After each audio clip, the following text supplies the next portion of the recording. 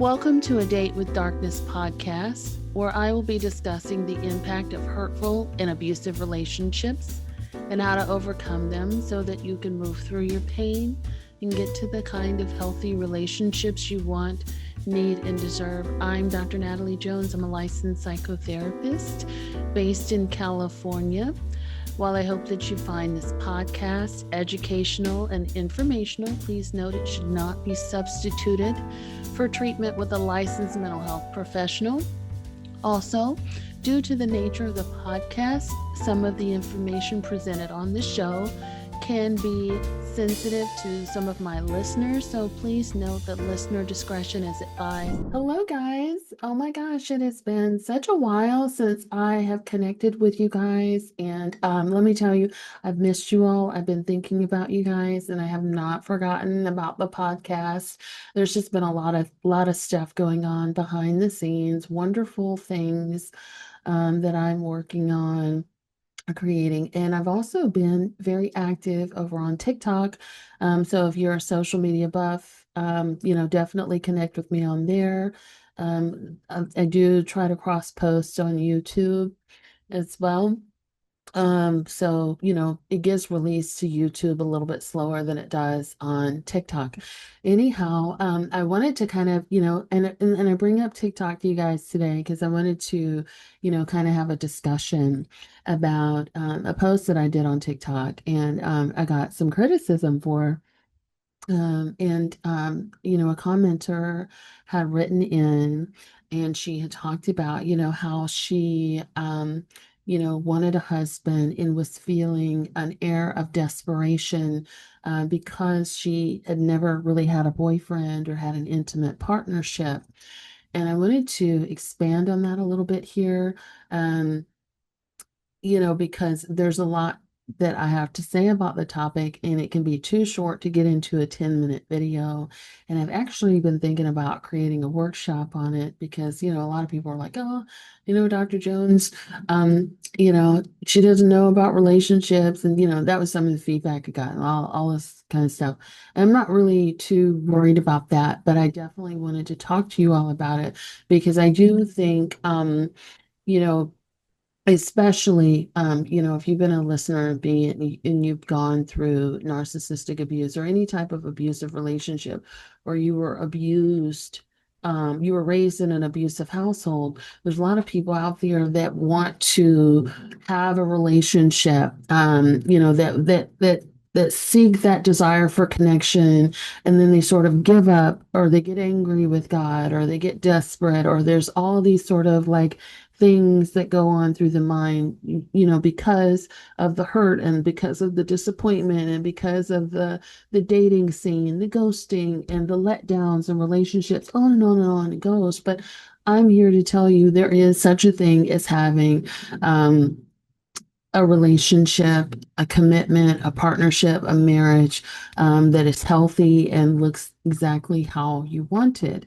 Now, if you're one of those people that listen to me and you're like, Dr. Jones, I don't want that and I'm not interested in hearing that, then by all means, this is not the podcast for you today.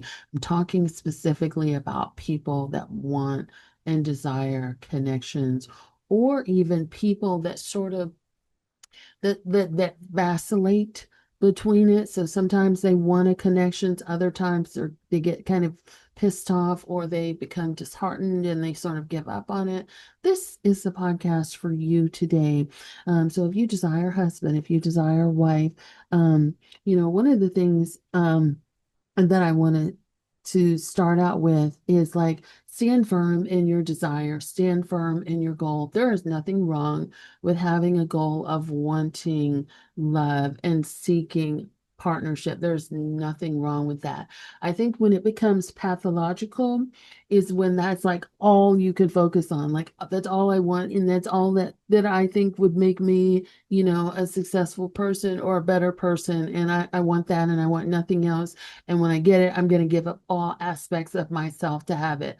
That's when it becomes more like, male centeredness or woman centeredness. Like when you focus a lot of time on chasing men or chasing women, right? And so that's when it becomes like the center of your universe. And that's when it's not healthy because that becomes your whole identity and it consumes you. But if you have that goal, state that goal and stand firm to that goal. And you can sort of write it down and wanting to have a husband or wife is the same thing to me as like wanting to have a career or wanting to have more friendships or wanting to build a home or even wanting to have a baby, right? There's so many people out there that want to have a baby, right? And they can't because of infertility or other things like that. So, and the reason I'm saying to stand firm in this goal is because there's a lot of like you know opinions out there now. There's, these content creators, and there's nothing wrong with it, but there's a lot of people that are like, you need to give up men and wanting men, and you just need to like, focus on being alone and like give it up and or give up wanting to have a woman and blah blah blah blah. Right? There's all of that, but like, and that's fine if that's what you want. But you need to be honest with yourself about what you want. And I think that's number two, being honest with yourself about what you want. Like, right? And again, I get that we can get disappointed and we can start to give up, but be honest with yourself, right? Because how can you ask other people to um, be consistent and to show up authentically for you if you are not showing up authentically for yourself?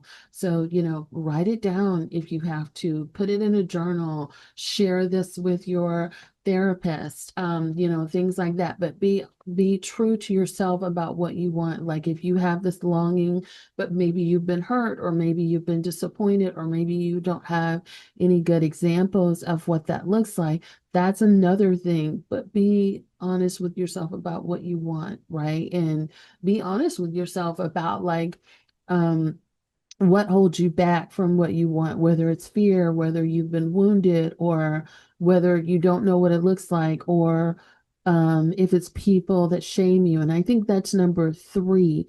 Don't let people shame you for being single. Don't let people diminish your singleness by telling you, you just need to get comfortable being by yourself.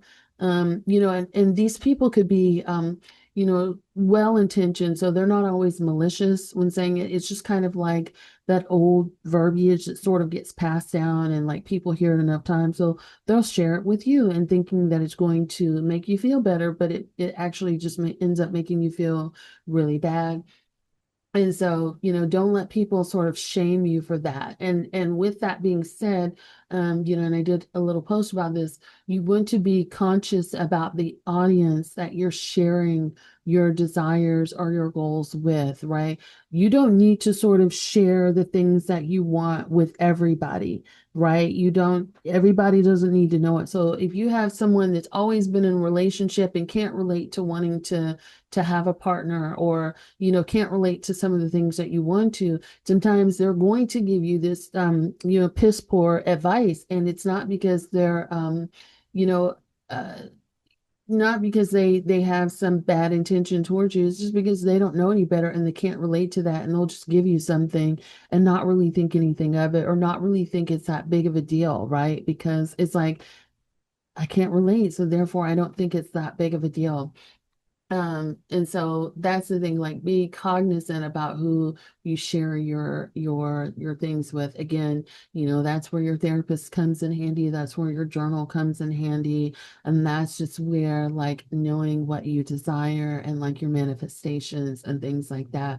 You might can also get into dating accountability group, things like that, where other women are sort of, interested in dating and like, they like want to bounce things off of and things like that, like a dating accountability group. Those types of things can be super helpful as well. Right. And then, the next thing that I'll mention is this, like, And this is probably what I got the most flack for when I talked about it on TikTok, but I'll share it again with you guys because I firmly believe in this. If you have feelings of desperation, um, you need to figure out where you got that feeling of desperation from, and again, it could be from people sort of sharing piss poor advice. It could be from you showing up to a family function and everybody sort of asking you like, where's your man at, girl? You ain't dating nobody, or where's your girlfriend at, or you ain't got no wife, or whatever the case may be. It could be sort of those questions. And again, people that are sort of well intentioned, but like it just sort of is a trigger to you, and or maybe you've been shamed, or maybe you have been raised in circumstances where you felt unlovable, or maybe you've been in a number of relationships where you felt like, damn, I'm getting the same result over and over, and it must be me, or I've been told that it's me, or I'm the common denominator. That's one that people like to use. I don't really subscribe to that, by the way, that whole I'm a common denominator. It's your life. Of course you're the common denominator. Who else would be the common denominator in your life, right? But it's maybe something like that, right? So you need to, I would say, work with a mental health professional to see what's at the root of your shame. Because again, if you were looking for a job, like let's say you were working in a terrible job, hated your job, we've all been there and done that, right? Myself included. But if you had been working at a bad job, would you feel ashamed about wanting to find a new job? Would you be ashamed about wanting to quit and find a job where you make more money and get better benefits? If you were living in an apartment and you wanted to upgrade to a house, would you feel ashamed about wanting to upgrade and do those things? So, no, we don't normally feel a sense of shame about that, right? We don't normally feel a sense of desperation unless it's like a bad job, like a really bad job or things like that. But even then, you still have to take time, you have to apply, you have to go on interviews, you have to sit down and think about like what benefits, what sort of pay and things like that is important to you, right? And so you want to kind of rationally think about these things. So that's you want to get to the root of your shame and let go of the desperation aspect of it. Why do you have desperation around wanting to find a partner? The other thing too to consider is like, for any of you religious people out there, and there's no shame against religion, but sometimes we can misuse religion to confirm narratives and in results that are not working in our favor, like such as like, I'm not finding a partner, therefore God doesn't love me, God forgot about me, or God thinks I'm not worthy, blah blah blah, right? And that's because again, we are we're centering men, right? And it's specifically the father. And I did a podcast with Erica Simone about this, maybe like 2 or 3 years ago now. So check out Erica Simone's podcast where we took a deep dive into this, right? God the Father. Um, and so, if you had a overbearing father or father that you can never, um, you can never be good enough for, or you just you didn't he didn't give a damn, essentially is what I'm trying to say. Then that might be another point of contention for you. But let go of that desperation, and when you let go of the desperation, and the reason why I keep hammering that in is because when you let go of that, right? And just like, with a job, when you're desperate to go out and find a job, and it's like, oh, shoot, I got to eat, I got to pay bills. So I got to find anything that comes my way within the next, week or two, just because I need a job. So at that point, when you're desperate, when you're looking for a job, guess what happens? Rationality goes out the window, right? You don't really have that opportunity or that luxury of sort of thinking about that decision, because you got to eat now, you got to pay bills now, you got to feed your kids now, your lights is getting cut off tomorrow, your car is getting repossessed, so you got to take whatever you can get. You cannot choose. But and so it's like it's a survival mentality, and so you don't want to make a decision based out of desperation, because it's usually going to lead to you having to jump ship later, right? So even if you pick a job based out of desperation, guess what? That job you pick out of desperation usually isn't your best option. It almost never works out to be your best option. You're usually going to have to just have that job to tide you over until something better comes along, right? And the same thing could be said for dating.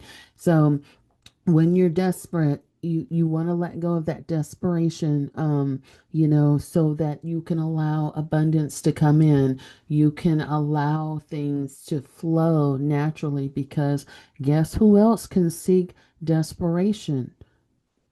Narcissists, right? And narcissists, what are they good at? Love bombing and telling you everything you want to hear. And if you're desperate, if you're seeking that validation and you don't have it internally, you're going to go for the first con man or the first con woman that you encounter, just because what they say sounds good, it looks good, and it feels good. And, ooh, yes, it's so right for that first 15 minutes. And then after that, it all goes downhill from there, and it becomes your worst nightmare all over again, right? So allow things to flow, naturally, and let go of the fear, that comes along with that desperation. And I'm not saying it's easy. I'm not. I'm just saying, like, get to the root of your fear. And I suggest working with a licensed mental health professional about this. Get to the root of that and, like, let go of that so that you can allow yourself to see this abundance. And again, I say there's 4.14 billion men on earth. Yes, Dr. Jones is aware that they're not all good. Yes, Dr. Jones is aware that they're not all straight. And yes, Dr. Jones is aware that, other things could be going on. But again, it's not going to be just one man out of all those men, right? So odds are in your favor that you're going to find someone for you who is right for you, but you have to let go of that fear, and allow that abundance to flow in. You have to reframe your thinking, and that's just one aspect, right? Of, like, there's an abundance of men or there's an abundance of women. That's just one aspect of letting go of fear and reframing things to become more positive. It's like, another aspect could be, I deserve love. I'm worthy of love. I am a great person, and I'm worthy of love. I'm a lovable human being. That's there is someone out there for me, that can treat me well, and I know that because I treat people well. So I am what I attract. So I will allow myself. I am going to attract someone who is just as giving and shows up as much as I do. And so those, there's multiple ways to seek abundance, right? And until until your person comes in, you can start to seek abundance in other ways, right? You could seek abundance in friends, you can seek abundance in experiences, you could stop being so rigid with yourself, right? And stop seeing the world in all or nothing, black or white, good or bad all the time. Allow shades of gray to come in, right? Allow connections to flow in any capacity. Um, so for example, I'll use myself as an example. Like, I'm a very open person. People talk to me wherever I go, whether it's kids, other adults. Like, every time I go to the grocery store, like, people are just coming up to me and they're talking. We're standing in line, we're talking. And I used this example the other day. Like, one day I was in the line at Sprouts. Sprouts, the grocery store. I'm checking out. I got, like, this cart full of stuff, and this man who's in line in front of me, he, like, comes over. He's, like, talking, and he's, like, going through my cart, and he's, like, looking at this. He's like, coconut yogurt. What is that? And he's wanting to talk to me, and, like, on and on and on. This man goes, right. And it's a true story. On and on he goes, and we're just talking, and you know, I think he got in a little bit of trouble because his wife had to come get him. She's like, "What are you doing?" And she's like, "I'm ready to go. Like, what are you doing?" And he's just talking, yapping it up with me. Um, And so that's just an example, but like again, it's open. There's an openness. I don't really think anything of it. It's just like an experience for the day, right? An experience while I'm in the store, and boom, we go on about our day. So allow yourself to be open. Put your phone down. Put your phone down. Continue going out and having experiences. Go sit at a bar, go sit at a nice restaurant, go traveling, go do stuff without being on your phone, have conversations and connections with people. So just be open and allow that abundance and those connections to flow in any capacity. Just be open to that is what I'm saying, right? And you may surprise yourself, and start having some different kinds of experiences with that.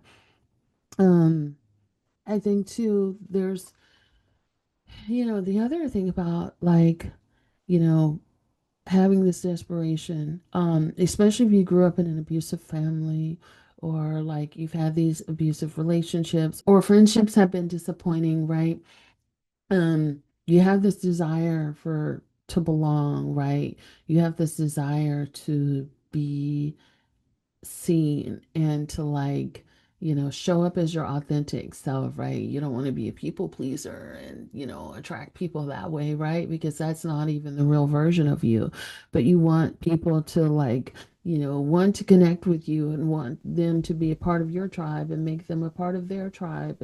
And you want people to show up for you, come to your birthday, celebrate you, come over and take you out and just think of you when certain situations show up, right? And so you want to be seen. And I think that's the thing, is like, you want to be honest with yourself about that. Like, I want to have a family, or I want to have, like, friends, and I want a tribe. I want, like, my tribe, and I don't care. Like, I'm gonna build my tribe brick by brick, or person by person. And I kind of want to be seen, like, because and seeing doesn't mean you have to be the center of the universe, and make everything about you. It just means that, like, I want to be a person that's thought of, that's cared for, that's seen as someone with, like, needs, desires, and all of these kinds of things, right? And so, you want to be honest about that. Like, I deserve to be seen, but you also have to stop hiding. And there's a number of ways that people can hide, right? They can hide, in their house, so they can rot in their bed all day.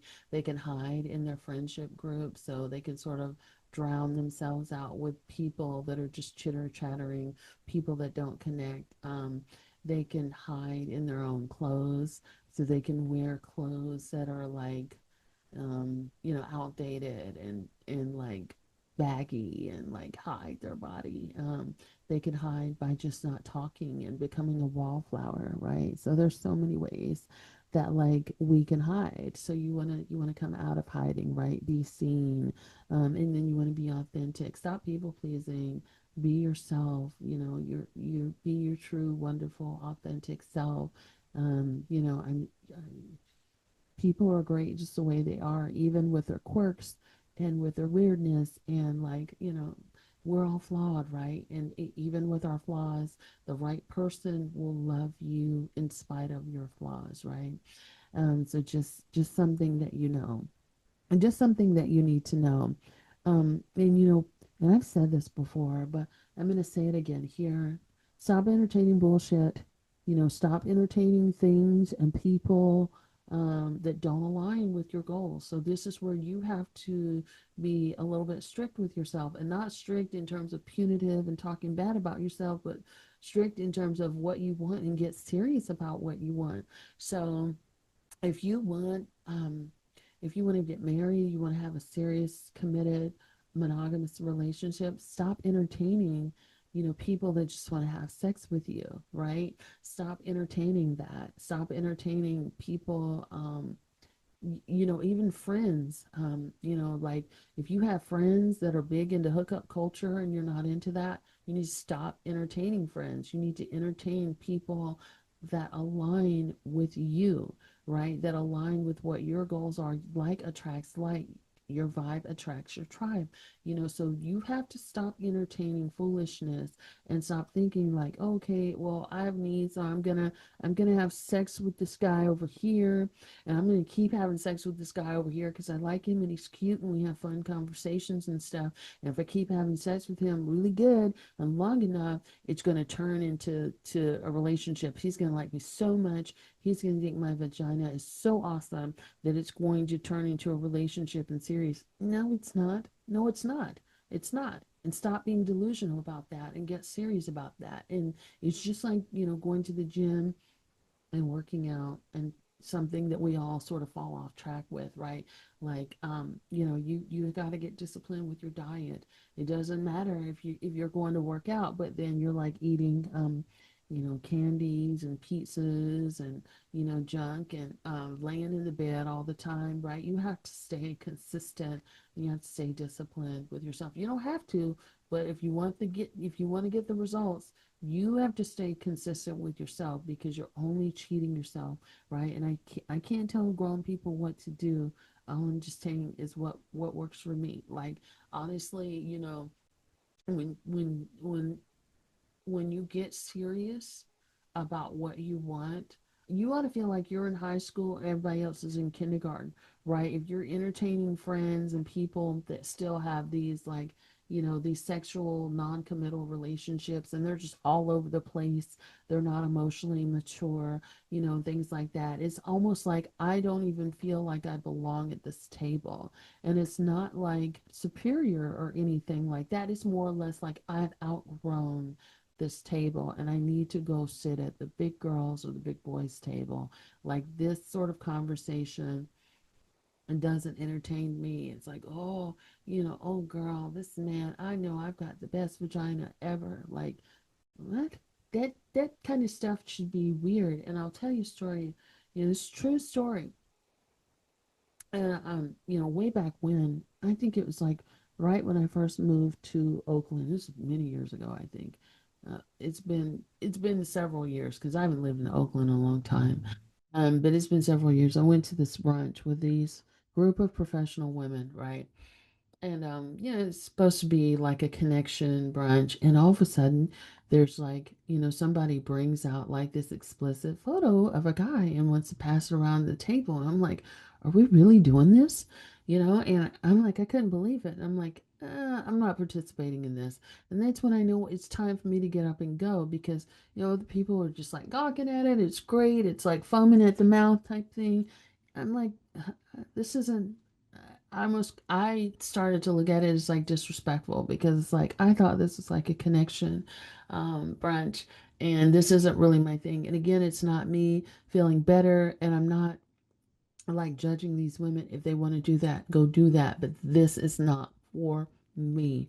This is not, I don't even feel comfortable at this table. And it's just like, I don't want to be at a table with another grown adult and having conversations like this. You know what I'm saying? So, like, stop entertaining things that don't align. Get very clear about what your core values are and be serious because your core values are what you live your life by. And Google that, start writing them down. And the more mature you get, the more disciplined you get, the the more sharper your core values are going to get, right? And those things they're constantly sort of evolving. To fit the woman or man that you are today. So I know this is quick and dirty. This is kind of what I had to say, and I wanted to get on and record something for you guys this week because I know it's been a while since I've recorded some, and I miss you guys. And let me know how you guys like this. Let me know if you guys want me to teach a workshop on this because we can get really deep into it. But I'd love to maybe do like more of a deeper dive on this with you guys if that's what you guys want. Anyhow, again, until next time, you guys take care of yourselves, be well, and stay out of trouble. Thanks so much.